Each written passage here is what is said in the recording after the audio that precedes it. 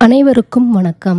இது உங்கள் குணா தமிழ் ஸ்டோரீஸ். எவ்வளோ செஞ்சாலும் ஒரு தீர்க்க முடியாத நன்றிக்கடன் அம்மா கிட்ட நமக்கு இருந்துகிட்டே இருக்கும். இந்த உலகத்திலேயே என்னோட அம்மாவுக்கு செய்ய வேண்டியதெல்லாம் பண்ணிட்டேன், கரெக்டா செஞ்சுட்டேன் அப்படின்னு யாராலையும் சொல்ல முடியாது. ஏன்னா நம்ம அம்மா பாசத்தை ஒப்பிடும்போது அதை விட ஜாஸ்தியா தான் இருக்கும். நம்ம எல்லா பெருமாள் கோயில்களையும் பார்க்குற கருடன் ஒருத்தர் தான் தன்னோட அம்மாவுக்கு தான் செய்ய வேண்டியது என்னென்ன இருக்குதோ எல்லாத்தையும் செய்து முடித்தவர். அவரோட அன்பு மகாபாரதத்துல வியாசரால ரொம்ப விரிவா சொல்லப்பட்டிருக்கு. அந்த கதையைத்தான் இன்னைக்கு நான் உங்களோட பகிர்ந்து கொள்ள போறேன். அம்மாவுக்காகவே வாழ்ந்த ஒரு மகன் கருடன்.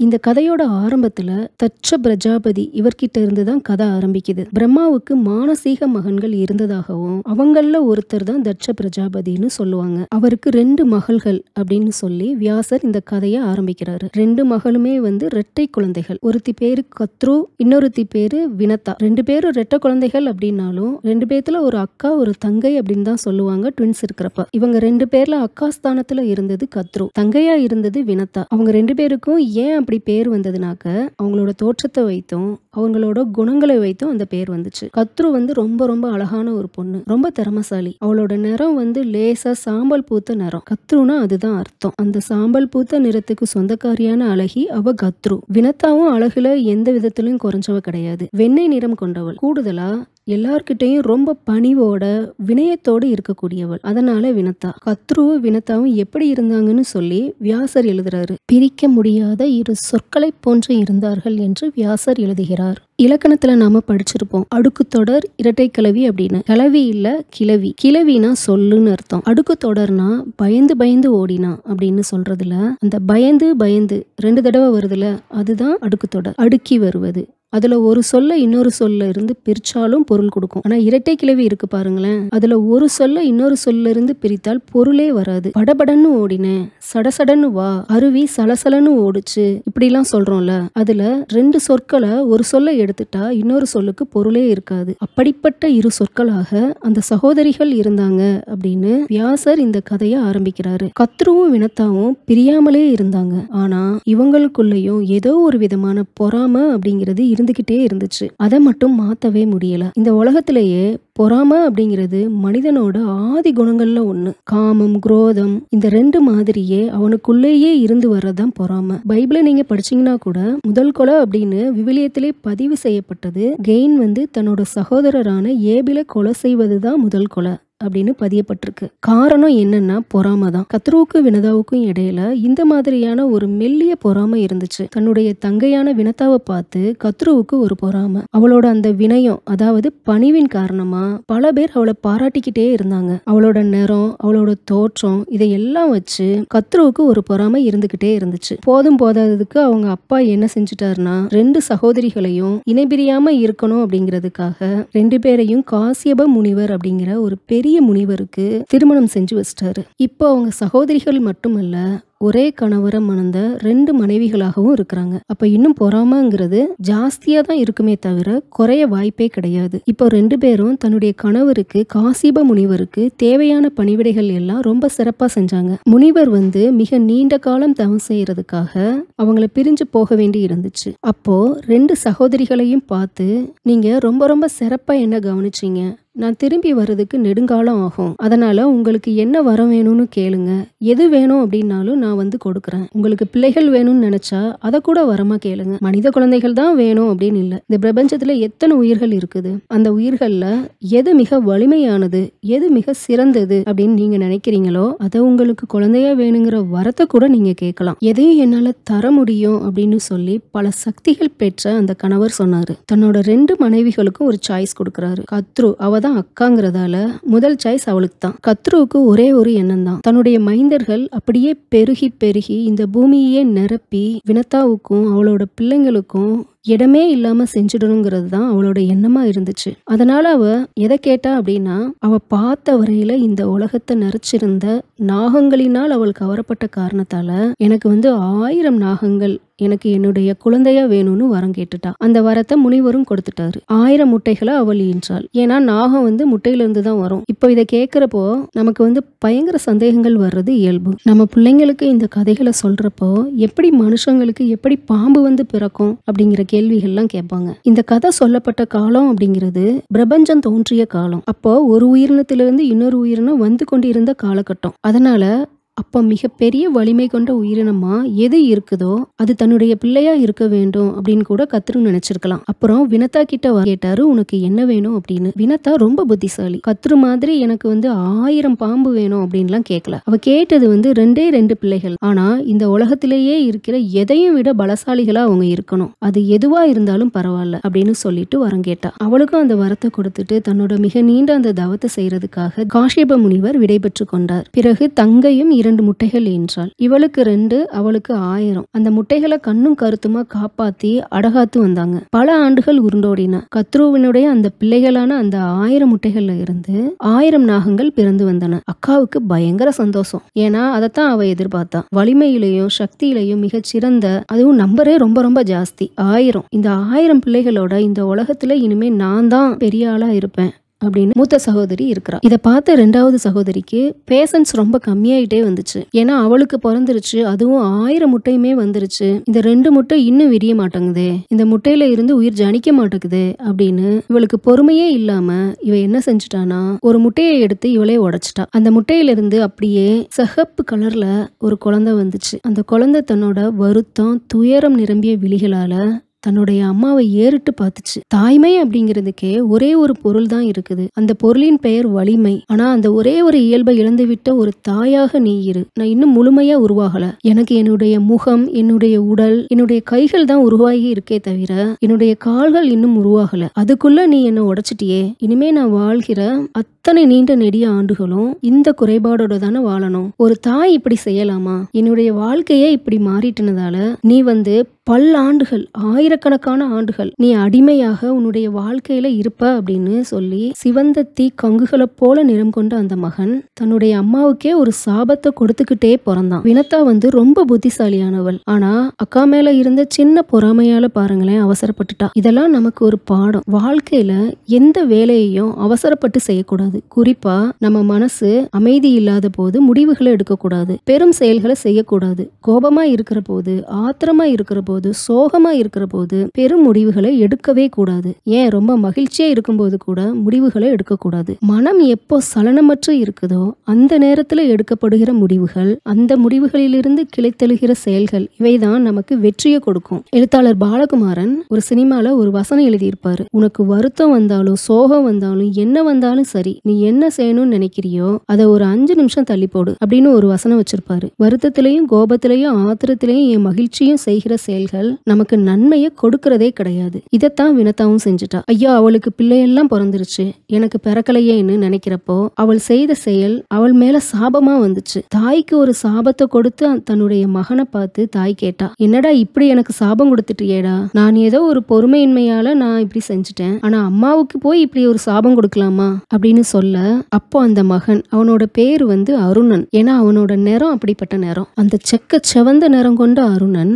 தன்னோட அம்மாவை கனிவோட பார்த்து சொன்னான், அம்மா 2வது தம்பி இருக்கா முட்டையில, அவசரப்படாத, எவ்வளவு நாளா ஆனாலும் பொறுமையா இரு, நீ அடிமையானாலும் கூட தம்பி உன்னை காப்பாத்துவான் அப்படின்னு சொல்லிட்டு நான் இங்க இருக்க முடியாது, நான் விண்ண நோக்கி என்னோட பயணத்தை தொடர்றேன் அப்படின்னு சொல்லி உருவமற்ற பெருவழியிலே சுற்றி கொண்டே இருந்தான் அருணன் அப்படின்னு வியாசர் சொல்றாரு. அடுத்து இந்த 2வது முட்டை எப்போ வெளியே விரிய போகுது அப்படின்னு வினதா காத்திருந்தா. திரும்பவும் அதே தப்பு செஞ்சிடக்கூடாது அப்படின்னு காத்து காத்து காத்து காலமெல்லாம் போச்சு. அவளுக்கு ஒரு பயம் வேற இருந்துச்சு. ஐயோ அருணன் இப்படி சொல்லியிருக்கிறானே, நான் அடிமை ஆயிடுவேன்னு, அது நடந்துடக்கூடாது. அதனால எப்பவுமே கேர்ஃபுல்லா இருந்தா. தன்னோட சகோதரி கிட்டையும் ஜாக்கிரதையா இருந்தா. அப்போ ஒரு நாள் சகோதரிங்க 2 பேரும் கடற்கரைக்கு போறப்போ வானத்திலே இந்திரனுடைய குதிரையான உச்சரவசம், அது வெள்ளை குதிரை தான், மாபெரும் வேகமும் சக்தியும் கொண்ட பிரம்மாண்டமான குதிரை அது. அது அவங்கள கடந்து போச்சு. அதை வினதா தான் நல்லா பார்த்தா. கத்ரு அதை சரியா பார்க்கல. கடந்து போன அந்த குதிரையை பார்த்து, ஐயோ கத்ரு நீ அதை பார்க்கலையே, நான் பார்த்துட்டேன், உச்சரவசம் அப்படின்னு வினதா சொல்றான். கத்ரு ஒவ்வொரு அடியும் புத்திசாலித்தனமா எடுத்து வைக்கிறவ. அவ அப்படியே ஒரு நிமிஷம் நின்னுட்டு, நான் கடைசியில தான் பார்த்தேன், நான் முழு குதிரையையும் பார்க்கல. சரி, நீ முழு குதிரையும் பார்த்தேன்னு சொல்றல, அந்த குதிரையோட வாலு என்ன நிறத்துல இருந்துச்சுன்னு கேக்குறா. வெள்ளை நிறத்துல இருந்துச்சு அப்படின்னு வினதா சொல்றா. இல்ல, குதிரை வெள்ளையா இருந்தாலும் வால் கருப்பு நிறம்னு சொல்லி கத்ரு சொல்றா. வினதா சொன்னா, கிடையவே கிடையாது, நான் ஃபுல்லா பார்த்தேன், முழு குதிரையும் வெள்ளையாத்தான் இருந்துச்சு. கத்ரு சொன்னா, அப்ப பந்தயம் வைக்கலாமா? வினதா இப்ப உஷாராயிட்டா. ஏன்னா ஏற்கனவே நீ அடிமையா இருப்பன்னு சொல்லி இருக்கான் மகன். அடிமையானா கூட பரவாயில்ல, தன்னோட அக்காவுக்கு அடிமையாயிடக்கூடாது. அதை அவாய்ட் பண்றதுக்கு அவ ரொம்ப ரொம்ப எச்சரிக்கையா இருந்தா. அப்படியே யோசிச்சா, இதுல பந்தயம் வச்சா நான் தான் ஜெயிப்பேன். ஏன்னா அந்த குதிரையை நான் பார்த்தேன், ஃபுல்லாவே வெள்ளையா தான் இருந்துச்சு. இந்த பந்தயத்துல நாம ஜெயிச்சு அக்காவை அடிமையாக்கிடலாம். அதுக்கு பிறகு அவ என்ன அடிமையாக்குறதுக்கு வாய்ப்பே கிடையாது. அதனால இந்த ரிஸ்க நம்ம தைரியமா எடுக்கலாம். 100% தெரிஞ்ச ஒரு விஷயத்துல பந்தயம் வைக்கிறதுல என்ன இருக்கு அப்படின்னு நினைச்சு வினதா தன்னோட வாழ்க்கையினோட 2வது தப்பு செஞ்சா. சரி, பந்தயம் வைக்கலாம், என்ன பந்தயம் அப்படின்னு கேட்டுட்டு பதிலையும் அவளே சொன்னா. யாரு ஜெயிச்சாங்களோ தோற்று போனவங்க அவங்களுக்கு அடிமையா இருக்கணும், அதுதான் அந்த பந்தயம்னு சொன்னா. அடிமையா இருக்கணும்னு சொன்னாலே தவிர எவ்வளவு வருஷம்னு சொல்லல, வாழ்நாள் முழுக்க அடிமையா இருக்கணும், இதுதான் பந்தயம். கத்ருவும் இதுக்கு தானே வெயிட் பண்ணிட்டு இருந்தா, அதனால ஒத்துக்கிட்டா. அன்னைக்கு இரவே தன்னோட 1000 கருப்பு நாக குழந்தைகள் கிட்ட போய் சொன்னா, நீங்க என்ன செய்வீங்களோ ஏது செய்வீங்களோ எனக்கு தெரியாது, நாளைக்கு காலையில உச்சரவசம் இந்த பகுதியை கடந்து போறப்ப அதோட வால்ல நீங்க எல்லாரும் போய் சுத்திக்கிட்டு அந்த வால் மட்டும் கருப்பா தெரியறபடி ஒரு தோற்றத்தை கொடுக்கணும் அப்படின்னு சொல்லிட்டா. அம்மாவினோட கட்டளையை மீறாத அந்த நாக குழந்தைகள் இரவோடு இரவா அந்த உச்சரவசத்தை தேடி போய் அந்த வால்ல பொடி பொடியா போய் சுத்துன்னு சுத்திக்கிட்டாங்க. அந்த உச்சரவசத்துக்கும் தெரியாதபடி ரொம்ப ஜாக்கிரதையாவும் செஞ்சாங்க. அடுத்த நாள் அக்காவும் தங்கையும் வெயிட் பண்ணிட்டு இருந்தாங்க. குதிரை கடந்து போறப்ப வினதா பாக்குறா. அப்போ வால் கருப்பு கலர்ல தான் இருந்துச்சு. உடனே தங்கை அக்காவுக்கு அடிமையாயிட்டா. அதுக்கு பிறகுதான் அக்காவினோட கொடூரமான முகம் தெரிஞ்சது. அவளுக்கும் அவளோட 1000 குழந்தைகளுக்கும் ஏவல் கூவல் பணிகள் செய்யற ஒரு அடிமையா அவள் வினதாவை நடத்த ஆரம்பிச்சா. உட்கார விடல, தூங்க விடல, சாப்பிட விடல, எதையும் செய்ய விடாம வேலை ஏவிக்கிட்டே கடுமையான சொற்களை சொல்லிக்கிட்டு ஒரு அடிமையா வாழ்ற அந்த காலத்துலதான் வினதாவுக்குள்ளேயும் ஒரு பெரிய அதிசயம் நடந்துச்சு. கொடுந்துன்பங்கள் நமக்கு வர்றது நமக்கு தண்டனையா என்றால் தண்டனை தான். ஆனா அந்த நேரத்துலதான் நம்மோட மனம் பல பாடங்களை கற்றுக்கொள்ளுது. செஞ்ச தவறுகளை நினைச்சு இந்த தவறுகளை இனிமே செஞ்சிடக்கூடாதுங்கிற உறுதி துன்பத்துல இருக்கிற நெஞ்சத்துக்கு தான் வருது. துன்பத்திலே தோண்டு கொண்டிருந்த வினதா வாழ்க்கையினுடைய பெரும் பாடங்களை கற்றுக்கொண்டாள். எதை பத்தியும் கம்ப்ளைண்ட் பண்ணாம, இதுதான் எனக்கு விதிக்கப்பட்டது, இதை நானே தான் தேடிக்கிட்டேன், அதனால இதை நான் வாழ்ந்துதான் தீர்க்கணும் அப்படின்னு சொல்லி அந்த மிக கடுமையான வாழ்க்கையை வினதா வாழ்ந்து கொண்டிருந்தாள். ஒவ்வொரு நாளும் காலையில, அதாவது பிரம்ம முகூர்த்தம்னு சொல்லப்படுற காலையில 4 மணிக்கு அதிகாலையிலேயே எழுந்து நதியில நீராடிட்டு அந்த 2வது குழந்தை முட்டையா இருக்கான்ல அவனை பார்த்து நீ எப்படா வரப்போறன்னு ஒரு பிரார்த்தனைய பண்ணிட்டு வேலை செய்ய போக ஆரம்பிச்சானா அவளுக்கு நள்ளிரவு வர வேலை இருந்துகிட்டே இருக்கும். நீண்ட நெடும் காலத்துக்கு பிறகு ஒரு நாள் அவ பிரார்த்தனை பண்ணிக்கிட்டு இருக்கிறப்போ அந்த நேரத்துலதான் ஒரு அதிசயம் நடந்துச்சு. அந்த முட்டை ஒரு நாள் வெடித்து அதிலிருந்து அப்படியே ஒரு ஜாலன் மாதிரி ஒரு குழந்தை 2 பெரும் சிறகுகளோடு தோன்றுச்சு. அவன் தான் கருடன். தோன்றிய அந்த குழந்தை தோன்றிய நிமிடத்திலிருந்தே அம்மாவினுடைய வாழ்க்கையை பற்றி ரொம்ப நல்லா தெரிஞ்சுக்கிட்டான். தனக்கு ஒரு அண்ணன் இருப்பதையும் தெரிஞ்சுக்கிட்டான். மிக நீண்ட தொலைவு பறக்கிற அளவுக்கு அவன் இறகுகளுக்கு பிறப்பிலேயே சக்தி இருந்துச்சு. அப்படியே ஒரு அனல் பிளம்பு இருக்கிற மாதிரி அவனுடைய நிறமும் அவனோட சக்தியும் இருந்துச்சு. நெருப்புக்கு மட்டும் தான் அப்படி ஒரு சக்தி இருக்க முடியும். யாராலையுமே தவிர்க்க முடியாத ஒரு சக்தி. அந்த சக்தியோடு வானவெளியிலே பறந்து சென்ற கருடன் அங்க சுற்றிக்கிட்டு இருந்த தன்னோட அண்ணனான அருணனை போய் பார்க்கறான். கால்களற்ற அருணனை சூரிய தேவருடைய தேருக்கான தேரோட்டியாக நியமிக்க சொல்லி சூரிய பகவானை கேட்டுக்கொண்டதும் தம்பியான கருடன் தான். அதுல இருந்து சூரியனுடைய தேருக்கான தேரோட்டியா இருக்கிறது அருணன். அதனால காலை வேளையில சூரியன் வர்றதுக்கு முன்னாடியே அந்த சிவந்த நிறம் வர்றப்போ அது அருணோதயம் அப்படின்னு சொல்லுவோம். இந்த தேரோட்டி தான் முதல்ல வருவோம், அது அருணோதயம். அதுக்கு பிறகு வர்றது சூரியோதயம். இந்த அருணனால சூரியனுடைய வெப்பத்தை பெரிய அளவுல தாங்க முடியாது இல்லையா, அதனால அருணன் இருக்கிற பகுதியில மட்டும் சூரியன் தன்னோட வெப்பத்தை குறைத்து கொண்டதாகவும் சூரியன் தன்னுடைய முழு வெப்பமும் உள்ள போக போகத்தான் மிக அதிகமா இருப்பதாகவும் இந்த கதையில சொல்லப்பட்டிருக்கு. இதுல ரொம்ப சுவாரஸ்யமான ஒரு விஞ்ஞான உண்மையும் இருக்குது. சூரியனுடைய கோர் என்று சொல்லப்படுகிற அந்த வெளிப்புற பகுதியில கிட்டத்தட்ட 5000 செல்சியஸ் வெப்பம் இருக்கும். உள்ள போக போக பல மில்லியன் டிகிரி செல்சியஸா அந்த வெப்பம் உள்ள ஏறிக்கிட்டே போகுது. உள்ள மிகப்பெரிய வெப்பமும் வெளியே இருக்கிற பகுதியில அந்த வெப்பம் குறைவாக இருப்பதும், ஆனா அதுவே நமக்கு ரொம்ப அதிகம். ஆனா சூரியனுடைய வெப்பத்தை தாங்கக்கூடிய அளவிலே ஃபில்டர் பண்ணி நமக்கெல்லாம் கொடுக்கிற அந்த லேயர், இந்த கதையில இருக்கிற அருணன் தான் அந்த லேயர் அப்படின்னு கூட நம்ம அசியூம் பண்ணிக்கலாம். தன்னோட அண்ணனுக்கும் ஏதோ ஒரு வாழ்க்கையில ஒரு பிடிப்பையும் ஒரு வேலையையும் ஏற்படுத்தி கொடுத்ததும் தம்பியான கருடன் தான். அப்புறம் அம்மா கிட்ட கேக்குறான், அம்மா நீ எப்ப பாரு என் பெரியம்மாவுக்கு வேலை பண்ணிக்கிட்டே இருக்கிற, அவங்க ஏன் உன்னை தங்க மாதிரி நடத்தாம உன்னை பணிப்பெண் மாதிரி அடிமை மாதிரி நடத்துறாங்க அப்படின்னு கருடன் கேக்குறான். இந்த 1000 நாக குழந்தைகள் கருடனையும் அந்த மாதிரி தான் ட்ரீட் பண்ணிட்டு இருந்தாங்க. கருடனை எப்ப பார்த்தாலும் வேலை சொல்லிட்டு எங்களை தூக்கிட்டு போ, அதை செய் இதை செய் அப்படின்னு நம்மளை ஏன் இவங்க இப்படி நடத்துறாங்க அப்படின்னு கேட்க, தன்னோட வாழ்க்கையில நடந்த சோக பக்கங்களை தன்னோட மகன் கிட்ட பகிர்ந்துக்கிறா வினதா. ஆனா அப்ப கூட என்ன சொன்னானா, எனக்கு இனிமே மீட்சி இல்லப்பா, இப்படியே நான் வாழ்ந்து முடிச்சுட்டு போயிடுறேன், உன்னால எனக்கு விடிவு கிடைக்கும்னு உங்க அண்ணன் சொன்னான், ஆனா நீ எந்த ஆபத்துலயும் போய் சிக்க கூடாது அப்படின்னு தான் அந்த அம்மா கேட்டுக்கிட்டா. இல்லம்மா நான் பிறந்து வந்திருக்கிறதே உன்னை காப்பாத்ததான் அப்படின்னு சொல்லி மகன் போறத பார்த்து அந்த தாய் உள்ளம் வாழ்த்தியது. நேரா போய் தன்னோட பெரியமா பசங்க கிட்ட கருடன் ஃபர்ஸ்ட் எடுத்த உடனே டிஸ்கஷன் தான். இதுல எவ்வளவு லைஃப் லெசன்ஸ் இருக்குது பாருங்களேன். துயரத்திலேயே மூழ்கி அப்படியே இருந்துட்டு இருப்போம். அதுல முதல் ஸ்டெப் அப்படிங்கிறது இதை மாற்றுவதற்கு என்ன செய்வது என்பதும், அந்த துன்பத்துக்கு காரணமானவங்க கிட்ட இருந்து போய் பேசுறது அப்படிங்கிறதும் ஒரு பயங்கரமான லீடர்ஷிப் குவாலிட்டி. அந்த லீடர்ஷிப் குவாலிட்டி கருடனுக்கு இருந்துச்சு அப்படின்னு கூட நம்ம யோசிக்கலாம். வேறு யார்கிட்டையும் போய் சைடு டீலெல்லாம் போடல. நேரா போய் பெரியமா பசங்க கிட்ட போய், இதை பாருங்க, எவ்வளவு நாள் எங்க அம்மாவை அடிமையா வச்சிருக்க போறீங்க, எங்க அம்மாவுக்கு இதுல இருந்து விடுதலை கிடைக்கணும்னாக்க உங்களுக்கு என்ன வேணும்னு சொல்லுங்க. நேர நெகோசியேஷன் தான். அந்த 1000 நாக குழந்தைகளும் பேசிட்டு சொன்னாங்க, தேவலோகத்துல அமிர்தம் இருக்குல்ல, நீ அந்த அமிர்தத்தை கொண்டு வந்துட்டனா அதுக்கு பிறகு உங்க அம்மாவுக்கு நாங்க விடுதலை கொடுத்துறோம். தேவலோகத்துல பாதுகாக்கப்பட்டு வைக்கிற அமிர்தத்தை கொண்டு வரது அப்படிங்கிறது எளிதான விஷயம் இல்ல, அதுக்கு அவ்வளவு அடுக்கு காவல்கள் இருக்குது. ஆனா தன்னுடைய சக்தியின் மீது நம்பிக்கை கொண்ட கருடன், நான் இதை கட்டாயமாக என்னோட அம்மாவுக்காக கொண்டு வருவேன் அப்படின்னு சொல்லிட்டு கிளம்பி போறப்ப தன்னோட அம்மா கிட்ட சொன்னான், அம்மா நான் பறந்து போய் தேவலோகத்துக்கு போகவே நெடுங்காலம் ஆகும், அதனால எனக்கு பசி எடுக்காம இருக்க என்ன செய்யறது அப்படின்னு கேட்டான். அதுக்கு தாய் வினதா சொன்னா, கடலுக்கு நடுவுல இருக்கிற சில தீவுகள்ல ரொம்ப கொடியவங்க இருக்கிறாங்க, நீ அவங்களோட போரிட்டு அவங்களையே உன்னோட உணவா எடுத்துக்கோ, அப்படி போனா போகின்ற காலம் வர பசியின்றி இருக்க முடியும் அப்படின்னு தன்னோட தாயின் வழிகாட்டுதலின்படி அதே மாதிரி அவங்களை உண்டுவிட்டு தன்னுடைய சக்தியால் தன்னை நிரப்பி கொண்டு கருடனுடைய நீண்ட நெடும் பயணம் தொடங்கியது. தாய்க்காக பறந்து பறந்து பறந்து பல்லாண்டுகள், பல 100 ஆண்டுகள் பறந்து தேவலோகத்துக்கு பக்கத்துல போறப்ப அங்க தவம் செஞ்சுக்கிட்டு இருந்த தன்னோட தந்தை காஷ்யபரை ஒரு நிமிடம் நின்று தரிசிக்க விரும்பினார் கருடன். ஆனா வாசல்ல காவல் இருந்தவங்க அதெல்லாம் யாரையும் உள்ள முடியாதுன்னு சொல்ல, தன்னோட சிறகுல இருந்த ஒரே ஒரு சின்ன சிறகை எடுத்து இதை போய் அவர்கிட்ட காஷ்யபர் கிட்ட கொடுங்கன்னு சொல்ல, அந்த இறக பார்த்த உடனேயே இது என் மகன் தான் என்று காசிபருக்கு தெரிந்துவிட்டது. அவரும் தன்னுடைய மகனை ஆசீர்வதித்து வழிகாட்டி அனுப்பினார். கிளம்பி போகிற கருடனுக்கு இன்னும் நிறைய தூரம் போகணும், இன்னும் நிறைய வேலை இருக்கு. திரும்பவும் வழியில பசி இல்லாம இருப்பதற்காக அந்த பகுதியிலேயே ஆயிரக்கணக்கான ஆண்டுகளாக சண்டை போட்டு கொண்டிருந்த ஒரு மாபெரும் யானை, ஒரு மாபெரும் ஆமை, இந்த இரண்டும் அந்த இடத்தை ரணகலமாக்கி கொண்டிருந்த அந்த ஒரு பெரும் ஜீவன்களை தன்னுடைய அழகினால் அலட்சியமாக ரெண்டையும் அப்படியே கொத்தி எடுத்துட்டு போய் அவங்க அப்பையும் சண்டை போட்டுக்கிட்டே இருக்காங்க. தன்னை இன்னொருவர் கொண்டு போவதை கூட பார்க்காம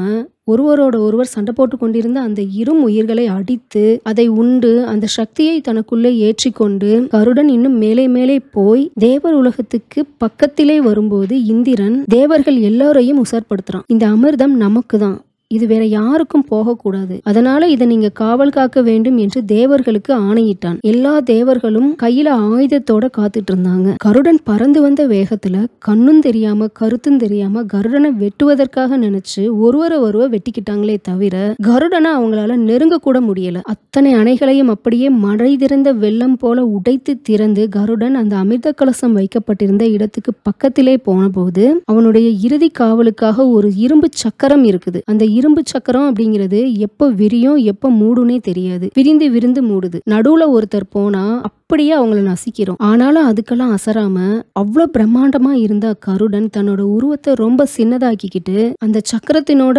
பற்களுக்கு உள்ள புகுந்து அந்த அமிர்த கலசத்தை எடுத்துக்கிட்டு வெளியே வரப்போ பேருருவோட அந்த சக்கரத்தையே ஒண்ணுமில்லாம உதைத்து தள்ளிட்டு அமிர்த கலசத்தோடு வெளிப்பட்டார். அப்படி வெளிப்பட்டு நின்ற அந்த கருடனை பார்த்து அத்தனை பேரும் வணங்கினார்கள். யாராலும் செய்ய முடியாத மகத்தான வல்லமை கொண்ட ஒருவனால் மட்டும் சாதிக்க முடிஞ்சத ஒரு மகன் தன்னுடைய தாய்க்காக செய்த செய்தான் என்று அத்தனை பேரும் பூமியும் வானமும் கைகூப்பி தொழுதது. அப்படி தொழுத அந்த கூட்டத்துல கருடனை பாராட்டுறதுக்காக நின்னவங்கள்ல முதல்ல நின்னவர் தான் மகாவிஷ்ணு. அவரே நின்று பாராட்டினாராம். இப்படி யாராலும் செய்ய முடியாது கருடா, உன்னால் தான் செய்ய முடியும். இந்த செயலை செய்ததற்கு உனக்கு என்ன வரம் வேண்டும் என்று கேட்கிறார். அப்போது கருடன் பணிவோடு அவரிடம் சொன்னார், எனக்கு வரம் ஒன்றும் வேண்டாம். எனக்கு வேண்டியது ஒன்றே ஒன்றுதான், இந்த அமிர்தம் தான். அது எனக்கு கிடைத்து விட்டது. எனக்கு வேறு ஒரு வரமும் வேண்டாம். என்னால் உங்களுக்கு ஏதாவது செய்ய முடியும் என்றால் சொல்லுங்கள், அதை செய்வதற்கு நான் ஆவலாக இருக்கிறேன். அதாவது நான் உங்களுக்கு வரம் தர்றேன் அப்படிங்கிற மாதிரி கருடன் சொன்னான். அப்போது மகாவிஷ்ணு பிரியத்தோட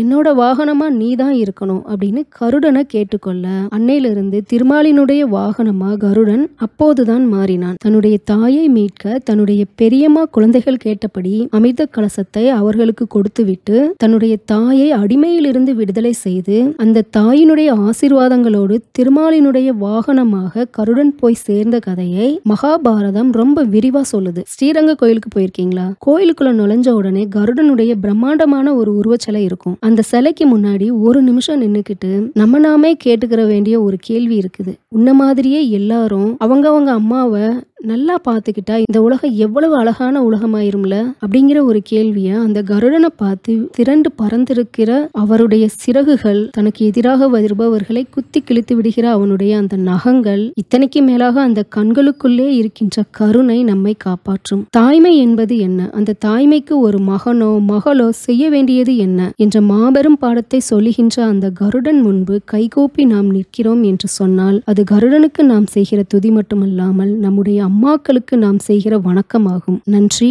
வணக்கம்.